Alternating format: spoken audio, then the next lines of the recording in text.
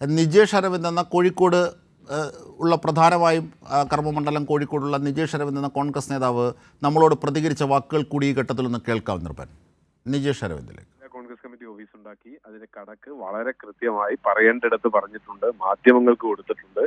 കോഴിക്കോട്ടെ ബൂത്ത് കമ്മിറ്റികളിൽ നിന്ന് 15,000 രൂപ വെച്ച് പിരിച്ചെടുത്ത് മറ്റ് കിട്ടാവുന്ന ആളുകളിൽ നിന്നൊക്കെ പണം പിരിച്ച് ഉണ്ടാക്കിയ ഓഫീസാണ്. അപ്പൊ അതിന്റെ കണക്ക് എവിടെ ഈ പരാതിക്ക് കാരണം നിദാനം എന്താണ്? പിന്നീട് അല്ല, പരാതി തലയില്ലാത്ത പരാതികൾ. അതുകൊണ്ടാണ് ഞാൻ ചോദിച്ചത്, ആരാണ് പരാതിക്കാരൻ? പരാതിക്കാരനുണ്ടെങ്കിൽ മുഖമില്ലാത്ത പരാതികൾ. ഇപ്പൊ കഴിഞ്ഞ ദിവസം നമ്മൾ കോഴിക്കോട്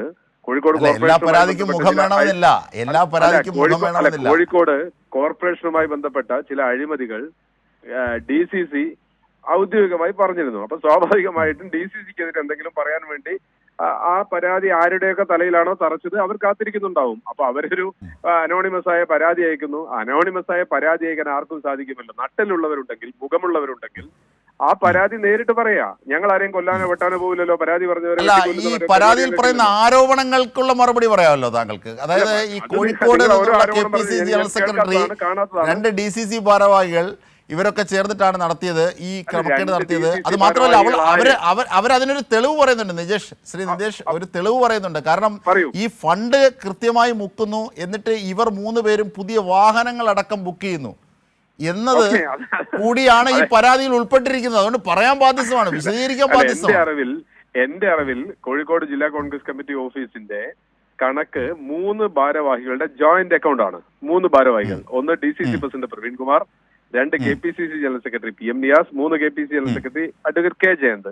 ഈ 3 പേർ കൂടിയാണ് DCCയുടെ ഓഫീസ് ഓപ്പറേറ്റ് ചെയ്തിരിക്കുന്നത്, മീൻസ് ബാങ്ക് അക്കൗണ്ട് ഓപ്പറേറ്റ് ചെയ്തിരിക്കുന്നത്. അപ്പൊ അതിലാരെങ്കിലും പുതിയ വണ്ടി ബുക്ക് ചെയ്തിട്ടുണ്ടോ എന്ന് നമുക്ക് കാണാം. പിന്നെ ആ കണക്ക് ബാങ്കിൽ നിന്ന് എടുത്തതും കൊടുത്തതുമായ കണക്ക് നമ്മൾ പബ്ലിഷ് ചെയ്ത കണക്കാണ്. ഇനി അതിനപ്പുറത്ത് എന്തെങ്കിലും ഉണ്ടെങ്കിൽ പരാതിക്കാരൻ പുറത്തു വരട്ടെ. ഞാൻ നേരത്തെ പറഞ്ഞു, അല്ല, ബോധ്യപ്പെട്ട ആളുകൾക്ക് പരാതി കൊടുത്താൽ ആ പരാതി അന്വേഷിക്കും, യാതൊരു സംശയവും വേണ്ട. തീർച്ചയായും അത് മതി. നമ്മൾ തീർച്ചയായും നിജേഷ് അരവിന്ദിന്റെ പ്രതികരണമാണ് നമ്മൾ കണ്ടത്.